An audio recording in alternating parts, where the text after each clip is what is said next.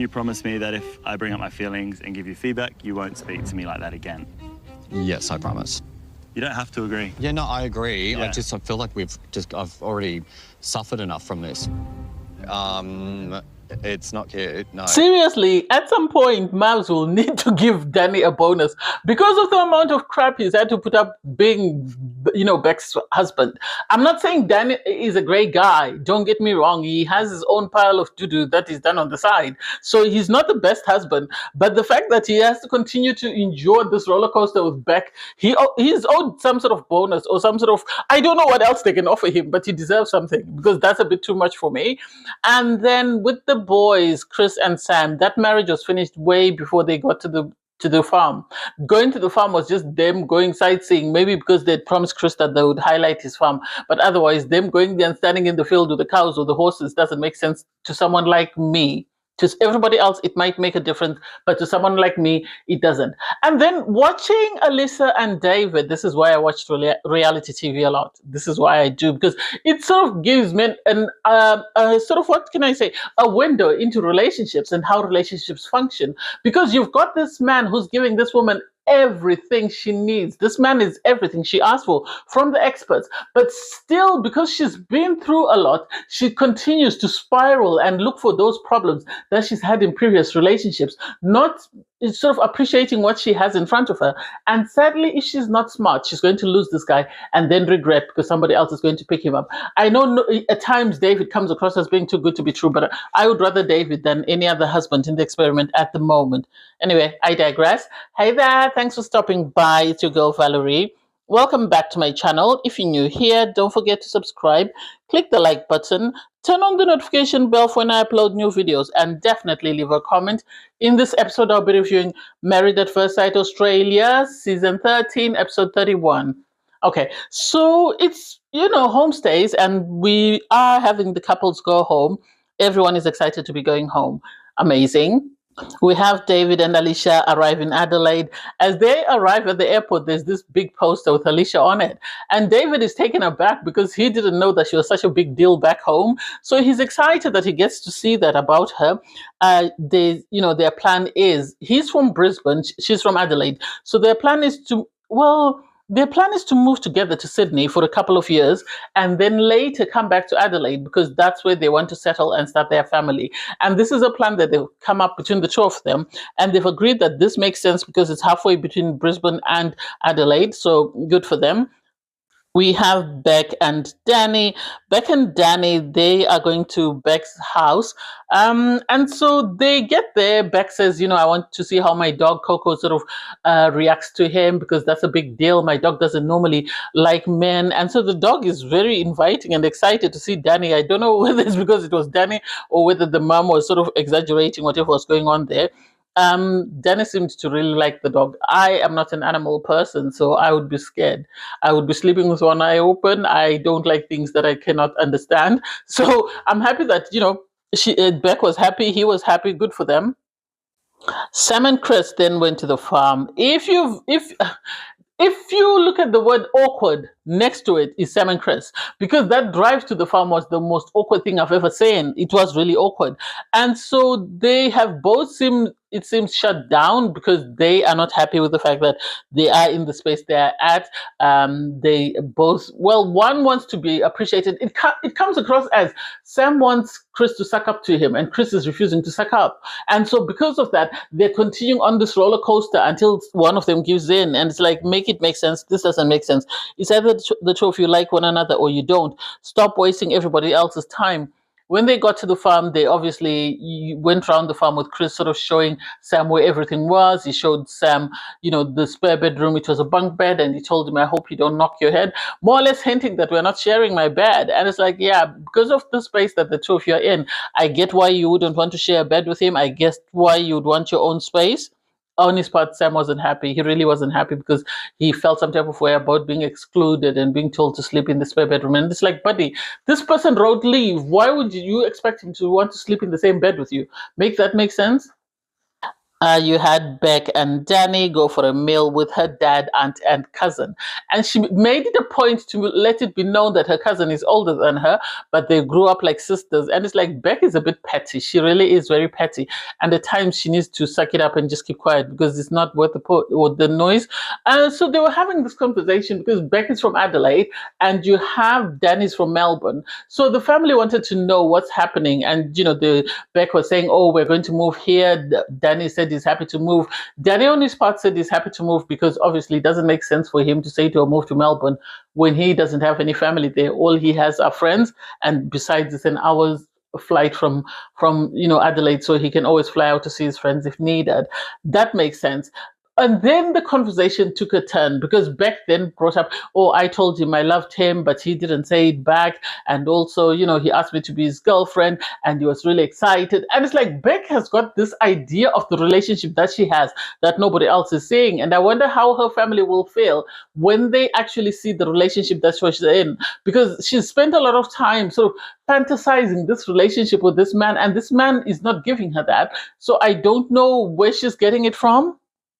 You had Beck's dad go out on the veranda with Danny and have a conversation, and you were sort of asking what's going on with my daughter. Danny is a salesman. He was able to sell the relationship, even though we all know that he's not in it as much as he sold it to the dad. And it seems to some extent the dad bought it, and the dad really likes Danny, so he's good with it. Or maybe he knows who his daughter is. Then you had Alissa and David. They went to meet up with Alissa's mom.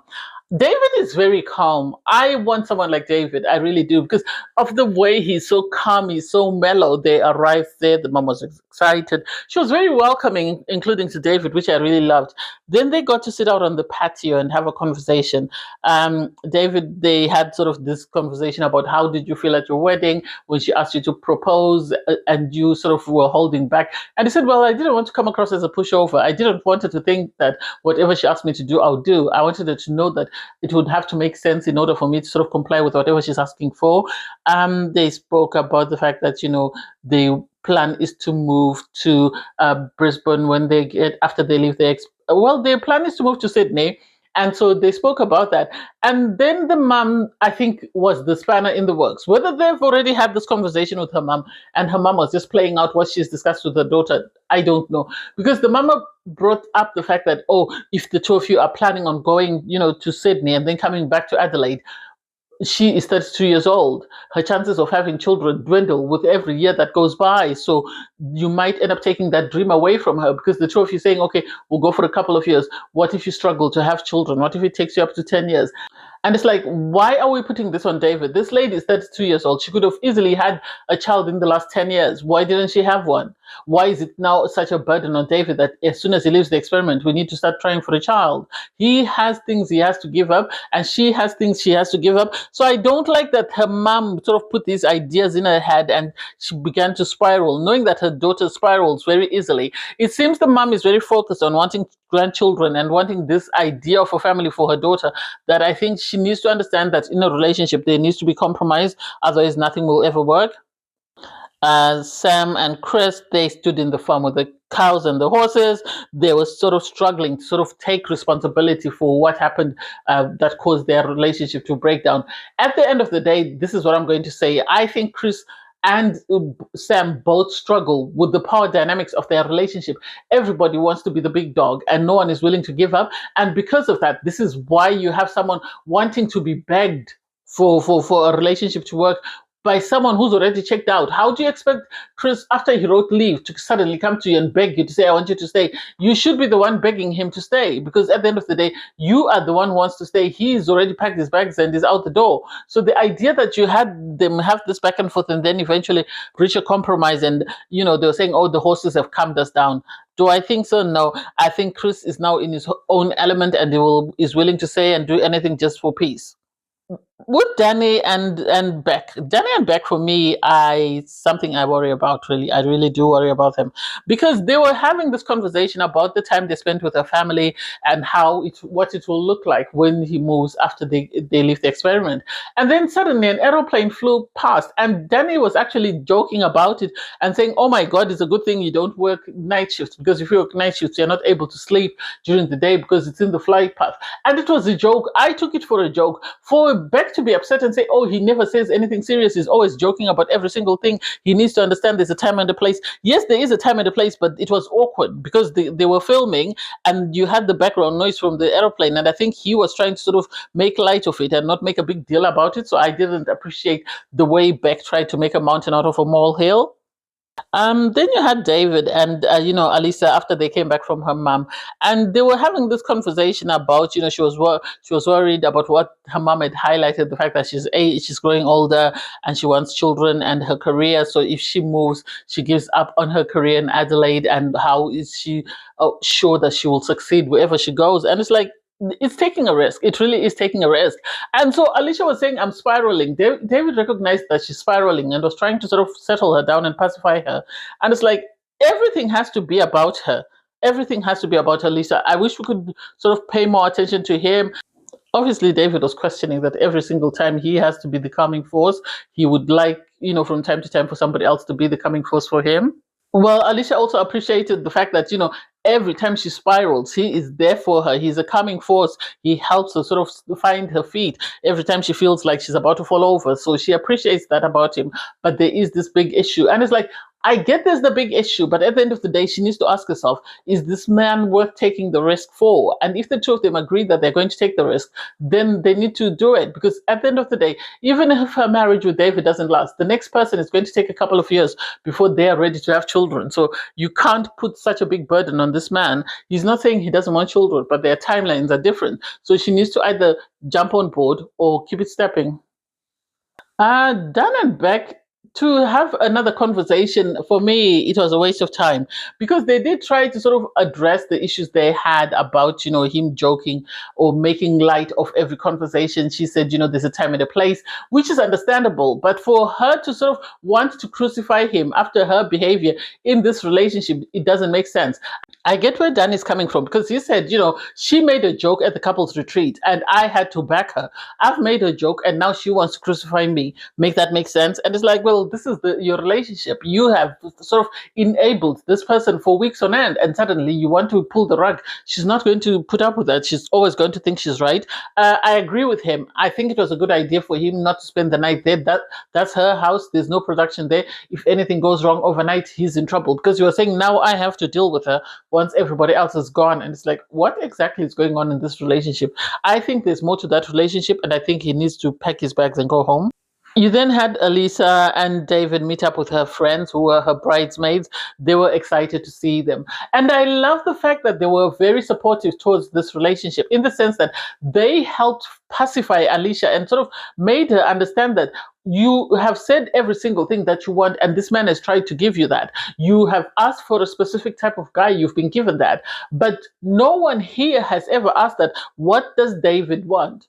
Someone needs to understand that David has his wants and needs, and those needs to be prioritized over everything else. You can't continue to say, oh, me, oh, me. What about somebody else? So I get where they were coming from, and I appreciate that in putting that idea, yes, it sort of shines a light on David and makes him question his relationship, but also it teaches Alicia that she needs to appreciate the relationship she's in because she might lose it and then later regret. So it's a matter of them now needing to go back to the experts with the problems that have arisen and sort of see how they can find a way forward. And then the end of the end. So you had Sam wake up. Chris had gone to the gym. He wasn't happy because he was left alone to fend for himself. And it's like your relationship is not that functional for you to expect him to wake you up with a cup of coffee and sort of be hugging and kissing you. So the idea that you are upset about it makes no sense. Anyway, Chris comes back. They sit down by the fireplace and they were just having their scotches and sort of having a drink. And Chris thought, this is going to be an amazing evening. Only for Sam to say, oh, I've got some questions that I've written down that I need us to discuss.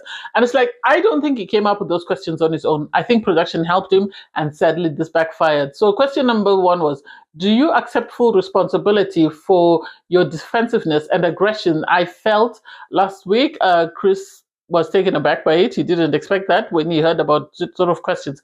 I think his idea of it was totally different. Next question was, do you think it was fair what the experts said to you on the couch?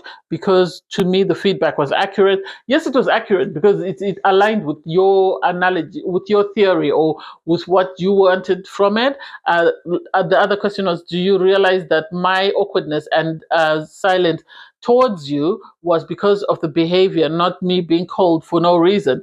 And it's like, I stopped listening after that because I thought it was petty and I thought it was childish. I thought it wasn't needed. So the idea that you had this man sit down with production and continue to come up with questions doesn't make sense. You actually had him say, well, at one point you had Chris say, we're repeating the same questions. It's just being rephrased, but it's the same question that we're repeating. And so Sam sadly lost a relationship because he wanted someone to suck up to him, and the person he wanted to suck up to him wasn't willing to do that. And so they're in this situation whereby they've got a failed relationship because one's ego was too big, and well, both their egos were too big, and no one was willing to compromise. And this should be a lesson to anyone that, if you're in a relationship, you have to understand there has to be a lot of give and take. And if you're not willing to compromise, then your relationship is going to fail, which was evident in Chris and Sam's situation. And so to see Sam pack his bags and walk out, I think he was waiting for production to say, cut, okay, off you go. I think they came to Chris's home because they had promised to film Chris's farm, and then once they filmed the farm, it was time to break up the relationship. I don't think there was ever any opportunity or ever any hope that that relationship was going to move on past commitment day when somebody wrote leave and the other one wrote stay. I'm happy it's over. Apparently there's going to be disaster at the dinner party, so I can't wait for that. Anyway, thanks guys for watching. Please don't forget to like, share, comment, and subscribe. Click on the link in my video to watch my review from episode 30. Bye guys.